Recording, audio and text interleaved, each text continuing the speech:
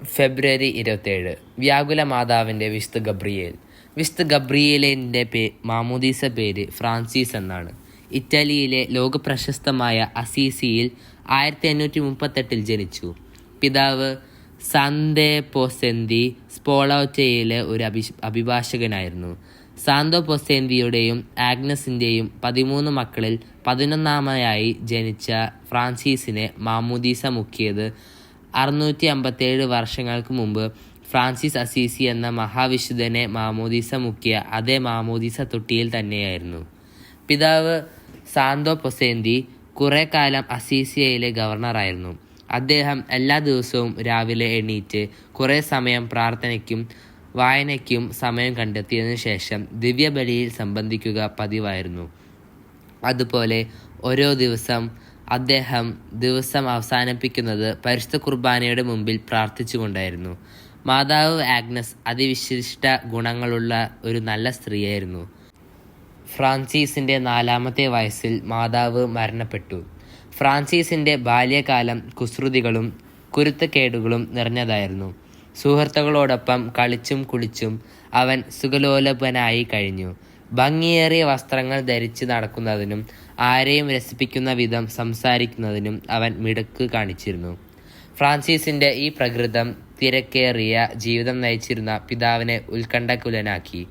എങ്കിലും മക്കൾക്ക് ക്രിസ്തീയ വിശ്വാസം കൊടുക്കുന്നതിനും യേശുവിൻ്റെയും വിശുദ്ധരുടെയും ജീവിതങ്ങൾ പഠിപ്പിക്കുന്നതിനും അദ്ദേഹം സമയം കണ്ടെത്തിയിരുന്നു. സ്പോളോറ്റയിലെ വിശ്വസഭാ വൈദികരുടെ കോളേജിലാണ് ഫ്രാൻസിസ് വിദ്യാഭ്യാസം നടത്തിയത്. അവിടെ ഒരു യുവ വൈദികന്റെ ശിഷ്യത്വത്തിൽ അവൻ പഠനത്തിൽ പുരോഗമിച്ചു. ഇതെല്ലാം അവൻ്റെ സ്വഭാവ രൂപീകരണത്തിന് ഉപകാരപ്രദമായി തീർന്നു. യുവത്വത്തിൽ നാടകത്തിൻ്റെയും സംഗീതത്തിൻ്റെയും നൃത്തത്തിൻ്റെയും ലഹരി തലയ്ക്ക് പിടിച്ച് ഫ്രാൻസിസ് സമൂഹത്തിൽ അടിച്ചു പൊളിച്ച് ജീവിച്ചു. എന്നാൽ പല പ്രാവശ്യം ഫ്രാൻസിസിനെ രോഗങ്ങൾ പിടികൂടി. രോഗം മൂർച്ഛിക്കുമ്പോൾ സന്യസ്ത ജീവിതത്തിൽ പ്രവേശിച്ചു കൊള്ളാമെന്ന് അവൻ നേർച്ച നേരുകയും രോഗം മാറിക്കഴിയുമ്പോൾ സന്യാസ ജീവിതത്തിൽ പ്രവേശിക്കാതെ നേർച്ച നീട്ടിക്കൊണ്ട് പോകുകയും പതിവായിരുന്നു. വ്യാകുല മാതാവിൻ്റെ ഭക്തനായിരുന്ന ഫ്രാൻസിസിൻ്റെ ജീവിതത്തിൽ മാതാവ് നേരിട്ട് ഇടപെട്ട ഒരു സംഭവമുണ്ടായി. 1856 സ്പോളോറ്റോയിൽ കോളറ രോഗം പടർന്നു പിടിച്ചു. നിരവധി പേർ മരിച്ചു വീണു. കോളറയിൽ നിന്ന് രക്ഷപ്പെടാൻ ബാർബറോസ് ചക്രവർത്തി ആ നഗരത്തിന് സമ്മാനിച്ച മാതാവിൻ്റെ രൂപം എഴുന്നള്ളിച്ചുകൊണ്ട് വലിയ പ്രദക്ഷിണം നടത്താമെന്ന് ജനങ്ങൾ നേർച്ച നേർന്നു. പകർച്ചവ്യാധി നിലച്ചപ്പോൾ കന്യകാമാതാവിൻ്റെ രൂപം എഴുന്നള്ളിച്ച് കൊണ്ട് ആഘോഷമായ പ്രദക്ഷിണം നഗരവീതിയിലൂടെ കടന്നുപോയി. രൂപം കടന്നുപോയപ്പോൾ മുട്ടുകുത്തി നിന്ന ഫ്രാൻസിസിന് മാതാവിൻ്റെ രൂപം തറപ്പിച്ച് നോക്കുന്നതായി അവന് തോന്നി. ആ നോട്ടം ഫ്രാൻസിസിൻ്റെ ആത്മാവിൽ തുളച്ചു കയറി. ഫ്രാൻസിസ്, എന്തിനാണ് നീ ലൗകികതയിൽ തന്നെ തുടരുന്നത്? വളരെ വേഗം നീ ഒരു സന്യാസിയാകുക. കന്യകാമാതാവ് ഇങ്ങനെ സംസാരിക്കുന്നതായി അവൻ കേട്ടു. ഇപ്രാവശ്യം ഫ്രാൻസിസ് മടിച്ചു നിൽക്കാതെ ഒരു സന്യാസിയാകാൻ തന്നെ തീരുമാനിച്ച് ഈശോ സഭയിൽ ചേരാൻ അപേക്ഷ കൊടുത്തു. ഒരു സഹോദരി കോളറ ബാധിച്ച് മരണമടഞ്ഞിരുന്നതിനാൽ ഉടനെ അത് നടന്നില്ല. പിന്നീട് ഫ്രാൻസിസ് മോറവാലയിൽ ചെന്ന് പീഡാനുഭവ സഭയിൽ ചേർന്നു.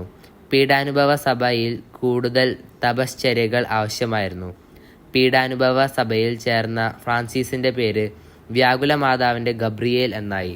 കർത്താവിശ്വമിശിഹായുടെ പീഡാസഹനത്തോട് വിശുദ്ധ കുർബാനയോടും വ്യാകുലാംബികയോടും അദ്ദേഹത്തിന് അത്യധികം ഭക്തിയുണ്ടായിരുന്നു.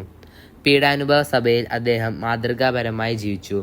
നിസ്സാരമായ ജോലികൾ പോലും ദൈവമഹത്വത്തിനായി ചെയ്തുകൊണ്ട് പ്രസന്നഭാവം പുലർത്തിയിരുന്നു. അദ്ദേഹത്തിൻ്റെ വിനയം, വിധേയത്വം, ദീനാനുകമ്പ, തപോനിഷ്ഠ എന്നീ ഗുണങ്ങൾ എല്ലാവർക്കും അദ്ദേഹത്തെ സ്വീകാര്യനാക്കി. 1882 ക്ഷയരോഗം ബാധിച്ച് ഗബ്രിയേൽ വീണ്ടും രോഗിയായി. അന്ന് സന്യാസ ജീവിതം ആരംഭിച്ചിട്ട് 6 വർഷം മാത്രമേ കഴിഞ്ഞിരുന്നുള്ളൂ. അദ്ദേഹത്തിന് വ്രതമെടുക്കാൻ സമയമായപ്പോൾ ഇറ്റലിയിൽ വൈദിക വിരുദ്ധ വിപ്ലവവും രാഷ്ട്രീയ സംഘർഷവും നിലനിന്നിരുന്നതിനാൽ അത് നടന്നില്ല. 1882 ഫെബ്രുവരി 27 അദ്ദേഹം ഈ ലോകവാസം വെടിഞ്ഞ് സ്വർഗത്തിലെത്തി. മരണശേഷം വിശുദ്ധൻ്റെ മധ്യസ്ഥയിൽ നിരവധി മാനസാന്തരങ്ങളും അത്ഭുതങ്ങളും സംഭവിച്ചതിനാൽ വിശുദ്ധൻ്റെ നാമകരണ നടപടികൾ നേരത്തെ തന്നെ ആരംഭിച്ചു. 1908 മെയ് 31 വാഴ്ത്തപ്പെട്ടവനായ വിശുദ്ധ ഗബ്രിയേൽ 1920 മെയ് 31 വിശുദ്ധനായി പ്രഖ്യാപിക്കപ്പെട്ടു. വിചിന്തനം: വിശുദ്ധർ തങ്ങളുടെ രോഗങ്ങളും ക്ലേശങ്ങളും ദൈവകൃപയായി പരിഗണിച്ചു പോന്നു. ആ മനോഭാവം നമുക്കുണ്ടാക്കാൻ ശ്രമിക്കാം.